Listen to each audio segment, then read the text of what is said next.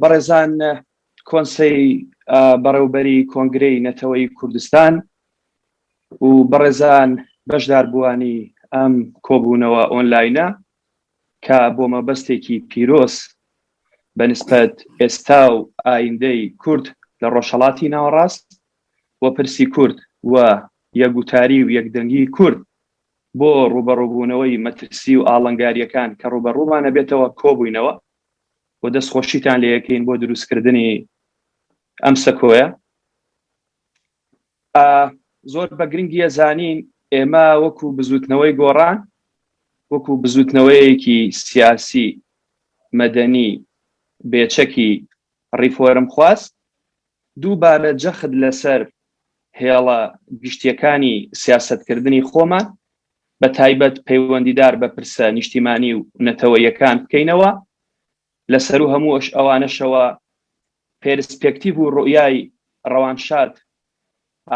نەوشیروان مستەفا کە ئێمە پێمان وایە کوردستان نیشتیمانێکی دابەشکراوە،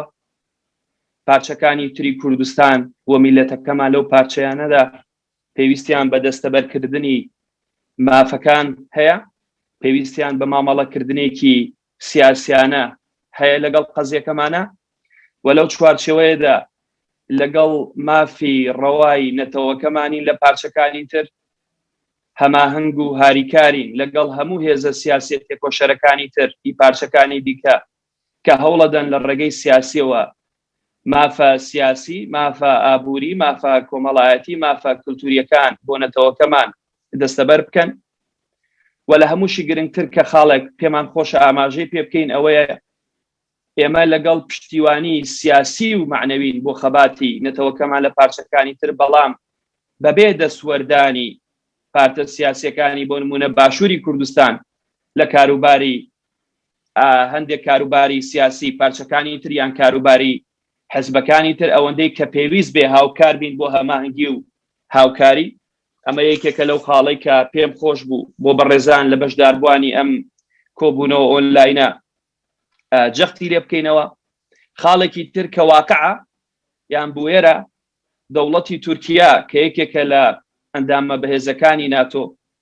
بە ئەزمموی 40 ساڵی ڕابردوو لە ڕێگەی شەڕ و ئۆپراسیۆنی ئاسمانی و زەمینی دەرکەوتووە نەتواندراوە سەرکەوتن بەدەست بهێنرێ بەرامبەر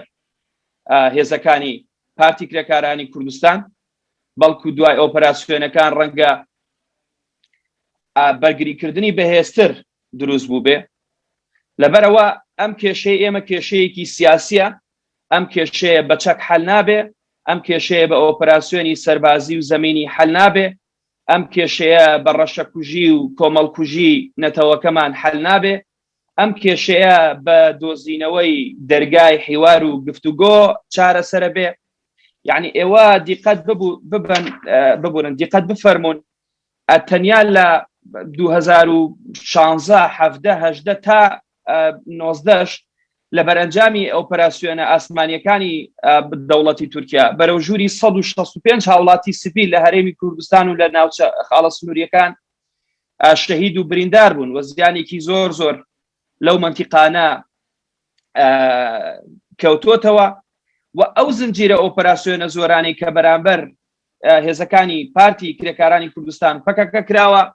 بێ ئەنجام بوون. لەبەرەوە ئەم کێشەیە ئەم پرسێکی نەتەوەیە، پرسێکی نیشتیمانیە، پێویستی بە چارەسەرکردنە. هەر لەو ڕوانگەیەوە ئێمە بانگەواز لە هەموو پارتە سیاسیەکانی کوردستانەکەین، بانگەواز لە چالاکوان و نیشتیمان پەروەر و ئازادی خوازانەکەین، بانگەواز لە هەر کەسێکەکەین کە قەزەی نەتەوەکەمان وەکو قەزەیەکی ڕەوا و مافێکی ڕەوای نەتەوەیەکی بێدەوڵەت و سەیرەکە کە هاوکار و پاڵپشت بن لەگەڵ دۆستەکانمان لەگەڵ وڵاتە زلێزەکان بۆ دەستپێکردنەوەی پرۆسەیەکی ئاشتی ڕاستەقینە و ئەو پرۆسەیە بە شێوەیەک بێت کە مافی ڕەوای نەتەوەکەمان لە باکووری کوردستان و لە تورکیا دەستەبەر بکرێ و هەموو ڕێگاکان بگرینە بەر بۆ ئەوەی بتوانین پارتی کرێکارانی کوردستان پێکەکە لە لیستی تیرۆر بهێنرێتە دەرەوە، کەناڵەکان بەگەڕ بخەین و لەو چوارچێوەیەدا پەکەکە ڕۆڵی سیاسی خۆی هەبێت لە تورکیا، ڕۆڵەکەش بە شێوەیەک بێ کە مافە نەتەوەیی و نیشتیمانیەکانی خۆمان بچەسپێنین. ڕاستێکی تری شەیە کە من پێم خۆشە بۆ بەشداربووان جەختی لێ بکەینەوە. ئێمە وەکو بزوتنەوەی گۆڕان، وەکو هەڵوێستی فەرمی بزوتنەوەی گۆڕان کە ئێستا باشێکیشین لە یەکێکی لەلایەنە پێکەنەرەکانی حکوومەتی هەرێمی کوردستان، هەڵوێستی ئێمە ڕوونە، هەڵوێستێکە ڕوونە و پێشتر جەختمان لێ کردوتەوە. و ئەگەر سێرچێکیش بکەی بۆ مۆقیفی ڕسمی ئێمە بەرامبەر دەستدرێژی بۆ نمونە تورکیا بۆ ڕۆژاوای کوردستان بەرامبەر هەرێمی کوردستان و عراق لە کاتی خۆیان چ فراکسیۆنەکەمان لە پەرلەمانی کوردستان، چ نوێنەرەکانمان لە ئەنجومەنی نوێنەرانی عراق، چ نوێنەرایەتیانی کە هەمانە، چ لە ڕێگەی کەناڵەکانی پەیوەندی ئێمە لەگەڵ دەوڵەتی عراق، لەگەڵ کەناڵە دیبلۆماسیەکان کە لە هەرێمی کوردستان جەختمان لەوە کردوتەوە ئەم کێشەیە پێویستە باشتیانە چارەسەر بکرێ. و زۆر گرنگی شە بتوانین کەناڵەکانی خۆمان زیاتر بەگەڕ بخەین بۆ ئەوەی بەغداش ڕۆڵی خۆی هەبێت لە ئەنجومەنی ئاسایی فشارەکان زیاتر بکرێ بۆ ڕێگریکردن لە دەستدرێژی هەر دەوڵەتێک و دەوڵەتی تورکیاش بۆ خاچی هەرێمی کوردستان و عێراقیش. وەکو بەڕێزان لە پێشتریش ئاماژەیان پێکرد،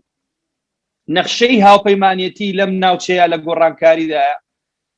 بەرپرسیارەتی نیشتیمانی، بەرپرسیارەتی نەتەوەی هەموو پارت و ڕێکخراوە سیاسیەکانە کە ئۆباڵی مێژوویی ئەم قۆناغەی میلەتەکەمان هەڵبگرن کە فاکتەرێک بووین بۆ پاراستنی ئەو دەستکەوتانەی لە باشووری کوردستان لە هەرێمی کوردستان بەدەست هاتوون، فاکتەرێک بووین بۆ پاراستنی ئەو دەستکەوتانەی لە ڕۆژاوای کوردستان بەدەست هاتوون، فاکتەرێکیش بووین بۆ هێنانەدی بەرژەوەندیەکانی میلەتەکەمان لە پارچەکانی تر. لەو چوارچێوەیە گرنگە مەترسیەکان وەکو خۆیان ببینین. ئێمە هەمیشە جەخت لەو خاڵاکەینەوە یەکگرتووی و یەکڕیزی و یەخیتابی قەومی کوردی یەکێکێ لە پێویستی و زەروریە لە پێشینەیەکانی ئەم قۆناغەی میلەتەکەمان.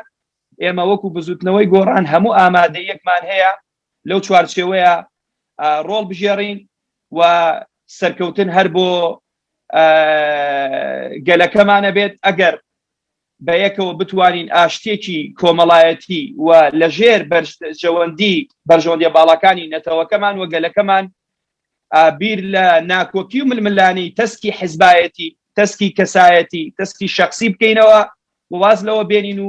بیر لە هێنانەدی بەرژەوەندیە باڵەکانی میلەتەکەمان بکەینەوە و ئێوەش هەر شاد و سەرکەوتوو بن.